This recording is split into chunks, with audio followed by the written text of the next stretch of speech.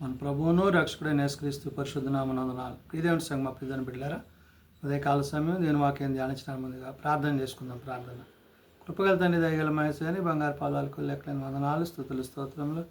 గతించిన రాత్రి అంతా రేఖల చాటును కాచి కాపాడి సంరక్షించిన దేవ, ఉదయకాల సమయం సజీవ లెక్కను చేరి ప్రార్థించుండగా వాక్యమైన దేవుడు వాక్యం ద్వారా నాతో మాతో మాట్లాడి మీరే మహిమ ఘనత ప్రభావాలు పొందమని యేసునామమున అడుగుచున్నాం తండ్రి. ఆమె.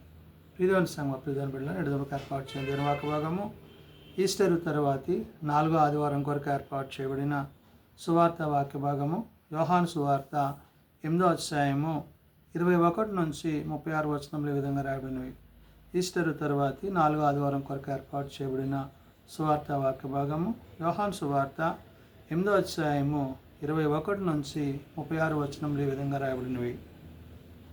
మరి ఒకప్పుడు ఆయన, నేను వెళ్ళిపోవచ్చున్నాను, మీరు నన్ను వెదకుదురు గాని మీ పాపములలోనే ఉండి చనిపోవుదురు. నేను వెళ్ళుచోటికి మీరు రాలేరని వారితో చెప్పాను. అందుకు యూదులు, నేను వెళ్ళుచోటికి మీరు రాలేరని ఈయన చెప్పుచున్నాడే, తను తానే చంపుకొనునా అని చెప్పుకొనుచుండిరి. ప్రియదేవుని సంగమా, ప్రియదేవుని బిడ్డలారా, యేసుక్రీస్తు ప్రభువారు లోకమునకు వెలుగై ఉన్నారు. ఆయన యందు చీకటి ఏమాత్రం లేదు. లోకమందున్న మనుష్యులు చీకటిలో ఉన్నారు. ఎవరైతే ప్రభునందు, వాక్యమందు, తండ్రి యందు, విశ్వాసమందు, ఆత్మయందు నిలిచి ఉంటారో వారు వెలుగు సంబంధులుగా ఉంటారు.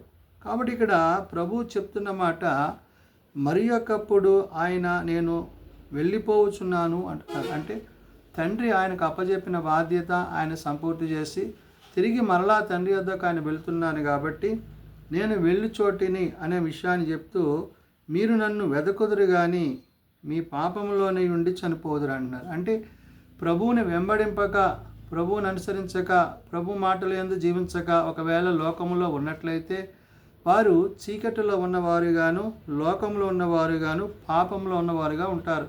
కాబట్టి నేను వెళ్ళి చోటికి మీరు రాలేరని వారితో చెప్పాను. అంటే వారి విశ్వాసము ప్రభునందు లేకపోవడం ద్వారా మీరు రాలేరని ప్రభు అక్కడ చెప్తున్నారు. కాబట్టి ఇక్కడ ప్రభువునందు ఎవరైతే విశ్వాసం ఉంచుతారో, ఆయన తండ్రి చిత్తాన్ని జరిగించడానికి లోకానికి వచ్చిన విషయాన్ని, ఆయన ప్రేమను, తండ్రి ప్రేమను కనుపరుస్తున్న విధానం అన్నీ కూడా ప్రభు అక్కడ వారికి చెప్పినప్పటికీ వారు గ్రహింపలేకున్నారు. అందుకు యూదులు, నేను వెళ్ళి చోటికి మీరు రాలేరని ఈయన చెప్పుచున్నాడే అంటున్నారు. అంటే ఏంటి, ఈయన ఏం మాట్లాడుతున్నాడు అంటే, నేను వెళ్ళే చోటికి మీరు రాలేరే అంటే ప్రభువుని సాధారణమైన మానవునిగా వాళ్ళు ఆలోచన చేశారు. కానీ ఆయన దేవుని కుమారుడని, ఆయన పరమ నుండి పంపబడి ఉన్నాడని, ఆయన తండ్రి చిత్తాన్ని జరిగించువాడన్నారని ఆనాడు యూదులు గ్రహించలేదు. కాబట్టి ఇక్కడ అందుకు యూదులు, నేను వెళ్ళి చోటికి మీరు రాలేరని ఈయన చెప్పుచున్నాడే, తను తానే చంపుకొనునా అని చెప్పుకొనుచుండ్రి. అంటే తను తానే చంపుకుంటాడా అంటే ఏంటి, ఇది మరణకరమైన మాటగా వారు ఆలోచన చేశారు. కానీ ప్రభు అక్కడ మాట్లాడింది ఏంటి, ఆయన తండ్రిని గూర్చి తెలియజేయచ్చు, తండ్రి యొక్క విషయాలను తెలియజేస్తూ, తండ్రితో ఆయనకున్న సంబంధాన్ని గురించి తెలియజేస్తూ అని అంటున్నాడు. అప్పుడు ఆయన, మీరు క్రింది వారు, నేను పైనుండి వాడను, మీరు ఈ లోక సంబంధులు, నేను ఈ లోక సంబంధుడను కాను. అంటే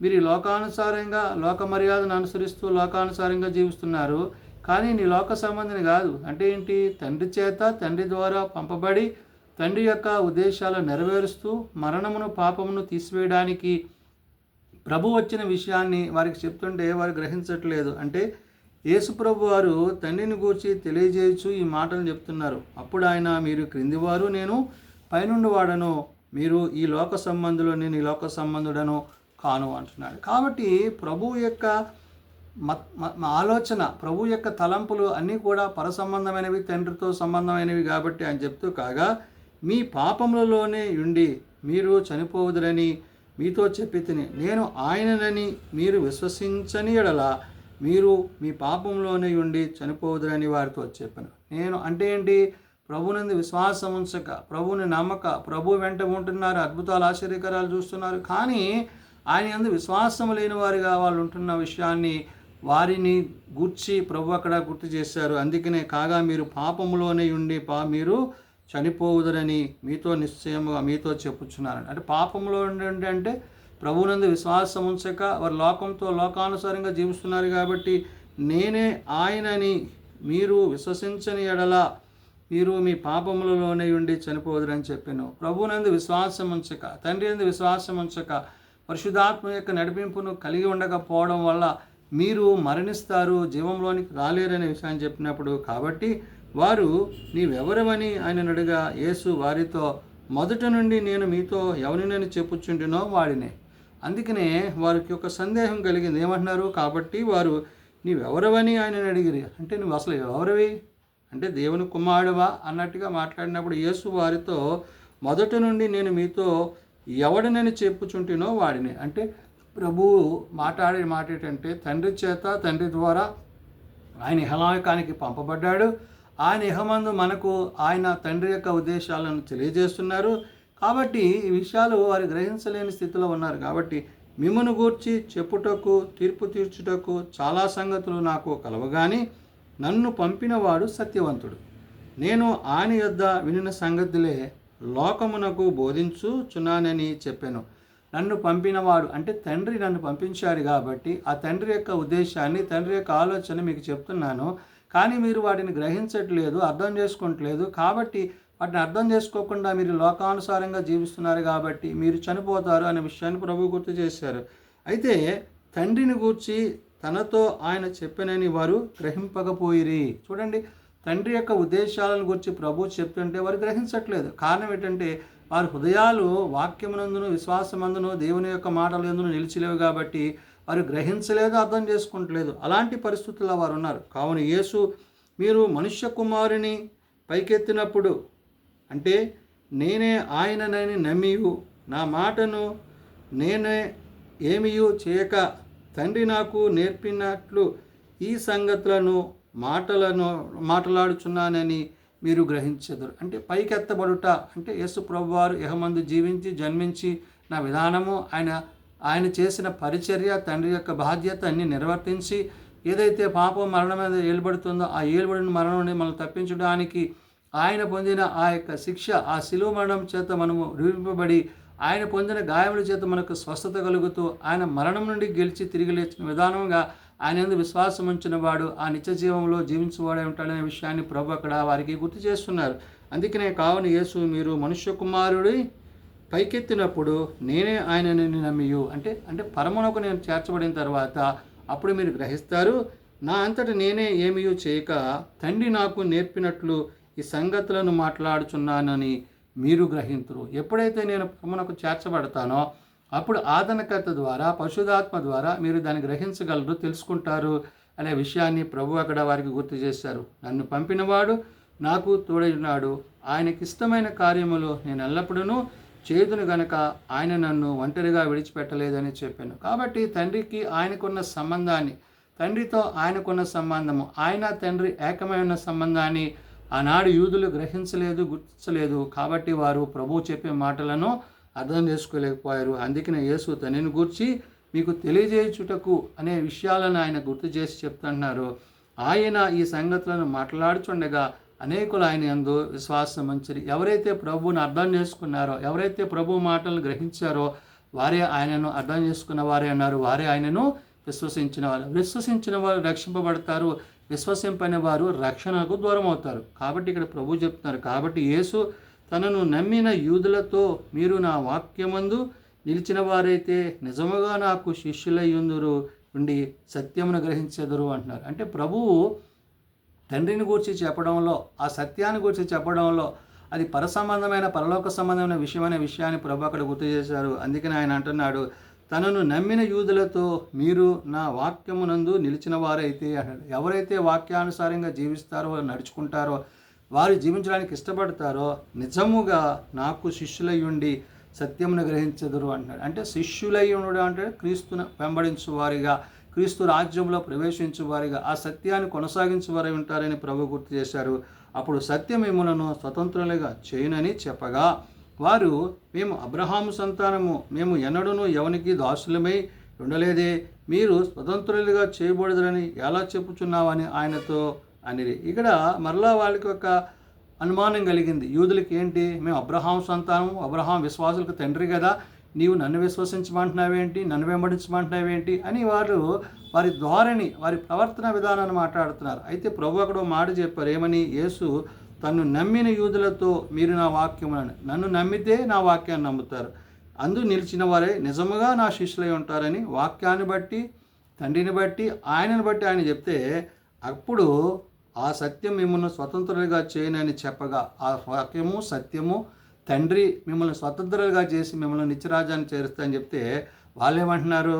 వారు మేము అబ్రహాం సంతానము, మేము ఎన్నడూను ఎవనికి దాసులమై ఉండలేదండి. మేము అబ్రహాం సంతానం కాబట్టి మళ్ళీ నీకు దాసులం ఎందుకు అవుతాము? మేము అబ్రహాం బిడ్డలం కదా, నిన్ను వెంబడించడం ఏంటి, నిన్ను విశ్వసించడం ఏంటి అని యూదుల్లో ఒక అనుమానం వాళ్ళకి కలిగి అంటున్నారు, మేము ఎన్నడూను ఎవనికి దాసులమై ఉండలేదే, మీరు స్వతంత్రులుగా చేయబడదని ఎలా చెప్పుచున్నామని ఆయనతో అనేది. మళ్ళీ మేము స్వతంత్రులుగా చేయబడతాం ఏంటి, మేము విశ్వాసులకు తెలియని అబ్రహాం బిడ్డలం కదా, మళ్ళీ నీకు ఎలా విశ్వసిస్తాము, నిన్ను ఎలా వెంబడిస్తాము అని వారు ఆలోచించినప్పుడు, అందుకు యేసు పాపము చేయి ప్రతివాడును పాపమునకు దాసుడని మీతో నిశ్చయముగా చెప్పుచున్నాను అన్నాడు. అంటే మీరు సత్యం ఎరుగక, వాక్యం ఎరుగక, తండ్రి మీద విశ్వాసం ఉంచగా, నన్ను వెంబడించక, ఒకవేళ మీరు అలాగే ఉంటే గనక మీరు సత్యమును గ్రహింపలేదు, మీరు పాపములో ఉన్నవారు, లోకంలో ఉన్నవారు, మరణంలో ఉన్నవారు అనే విషయాన్ని గుర్తు చేశారు. దాసుడు ఎల్లప్పుడూ ఇంటిలో నివాసము చేయడు, కుమారుడు ఎల్లప్పుడూ నివాసము చేయను. దాసుడు అనగా ఆయన మరి దాసుడు కాదు, కుమారుడు కాబట్టి తండ్రి ఆయన పంపించిన విషయాన్ని వాళ్ళకు గుర్తు చేశారు. దాసుడు ఎల్లప్పుడూ ఇంటిలో నివాసము చేయుడు అంటే ప్రభువుతో మనం ఉండి ఆయనతో నివాసం చేయగలము. తండ్రితో ఆయన ఎలాగైతే నివాసం చేస్తున్నాడో ప్రభువు కూడా మన యందు ఆ విధంగా నివాసం చేయాలంటే మనం వాక్యమును అనుసరించాలి, సత్యమును అనుసరించాలి, తండ్రిని అనుసరించాలి, ఆత్మను అనుసరించాలి. ఇవన్నీ మనం కలిగి ఉండాలంటే ఆ వాక్యం మనల్ని సర్వసత్యంలో నడిపిస్తుందనే విషయాన్ని ప్రభు అక్కడ గారు గుర్తు చేశారు. అందుకని దాసుడు ఎల్లప్పుడూ ఇంటిలో నివాసము చేయడు, కుమారుడు ఎల్లప్పుడూ నివాసము చేయును అంటూ, కుమారుడు మిమ్మల్ని స్వతంత్రులుగా చేసిన ఎడల మీరును నిజముగా స్వతంత్రై ఉందరు అన్నాడు. కాబట్టి కుమారుడు మిమ్మల్ని స్వతంత్రులుగా, ఎవరైతే ప్రభువునందు విశ్వాసం ఉంచుతారో ఆ విశ్వసించిన వారు క్రీస్తుని బట్టి, ప్రభువుని బట్టి, పరిశుద్ధాత్మను బట్టి వారు తండ్రి యందు విశ్వాసం ఉంచిన వారు అవుతారు, వారు స్వతంత్రులు అవుతారు, వారు దేవుని రాజ్యంలో ప్రవేశిస్తారు. కాబట్టి నేడు మనం ప్రభువుతో జీవిస్తే, ప్రభువుతో ఉంటే, ఆయన మాటలను అనుసరించి, ఆయన సత్యమును అనుసరించి, ఆయన వాక్యమునందు జీవము కలిగిన వారమై మనం జీవించినట్లయితే తప్పక ఆయన మనలను తన రాజ్యమునకు చేర్చునని తన పరిశుద్ధాత్మ చేత నేడు మనలను ఆయన మాట్లాడుతున్న మాటను బట్టి భక్తుడైన యోహాను ఈ విషయాలను గుర్తు చేశాడు. కాబట్టి మేము అబ్రహాం సంతానం అని మీరు అంటున్నారు, కానీ అబ్రహాము కంటే ముందటి వాడైన ప్రభువు, ఆ ప్రభువును వాళ్ళు విశ్వసించలేదు. విశ్వసించిన వాడు విశ్వాసాన్ని బట్టి నిత్యజీవాన్ని పొందుకుంటాడు. కాబట్టి నేడు మనం అవిశ్వాసులుగా కాక విశ్వాసులుగా క్రీస్తునందు, క్రీస్తు ప్రేమయందు నిలిచిన వారిపై క్రీస్తుతో ఆయన రాజ్యంలో జీవించుట కొరకు సిద్ధపాటు కలిగి ఉండాలని పరిశుధాత్మ దేవుడు తెలియజేసిన మాటలు ప్రార్థన చేసుకుందాం. ప్రేమ నమ్మకం కలిగిన మా తండ్రి, కృప కలిగిన దేవా, నిజమైన ఆయన, ఆనాడు యూదులు నీ అందు విశ్వసించక, నీ అందు నమ్మిక కలిగక, నిన్ను నీ మాటలను విడిచిన వారే మేము అబ్రహాం సంతానమనియు, అబ్రహాము మాకు తండ్రి అనియు, కాబట్టి మరలా ఎట్లు నిన్ను విశ్వసించగలమనియు వారు మాట్లాడుతున్నారు. అయితే నాయన వారు ఇంకనూ వాక్యమును గ్రహింపక, సత్యమును గ్రహింపక వారు జీవించున్నారు. కాబట్టి నేడు అటు రీతిగా నేడు మేము ఉండకుండానట్లు మాకు నీ సహాయం దయచేయండి. శరీరధారిగా మా మధ్య నివసించి తండ్రి యొక్క ప్రేమను మాకు కనబరిచి, తండ్రి యొక్క సత్యాన్ని మాకు తెలియజేసి, ఏ వాక్యమైతే ఆది అందునో ఆ వాక్యం చేత మా అందరితో మాట్లాడుతూ నేడు మమ్మల్ని దర్శిస్తున్నందుకే వందనాలు. ప్రభువా, ఈ కృపాకాలములో నీ అందు మేమును, మా అందు నీ మాటలు నిలిచినట్లు నీ రాజ్యమందు మేము చేరుటకు కావలసిన సిద్ధపాటు మా అందరికీ దయచేయమని ఈ దిన పరిచర్లో సేవలో మీ సన్నిధి మా పైన ఉంచండి. శరీరధారిగా, ఆత్మధారిగా మా యందు నివసించి మమ్మల్ని బలపరిచి సంరక్షించి తిరిగి మా కొరకు రానయ్యన్న నజరుడైన యేసునామమున ప్రార్థించి వేడుకొనుచున్నాం తండ్రి, ఆమేన్. పరలోకమందున్న మా తండ్రి, నీ నామం పరిశుద్ధపరచబడుగాక, నీ రాజ్యం వచ్చుగాక, నీ చిత్తం పరలోకమందు నెరవేర్చినట్లు భూమి మీద నెరవేరుగాక. మా అనేది నా నేడు మాకు దయచేయము. మేము ఎలా ప్రార్థన చేసిన వారిని మేము క్షమించిన ప్రకారం మా ప్రార్థనలను క్షమించము. శోధనలో తేక దుష్టులను తప్పించము. రాజ్యము, శక్తి, మహిమ నిరంతరము నీవే నా తండ్రి, ఆమేన్. మన పరమ తండ్రి అయిన దేవుని ప్రేమ, ప్రభువైన యేసుక్రీస్తు కృప, ఆదరణకర్త అయిన పరిశుద్ధాత్మ సహాయము సదా తోడైండి సంరక్షించునుగాక. ఆమేన్.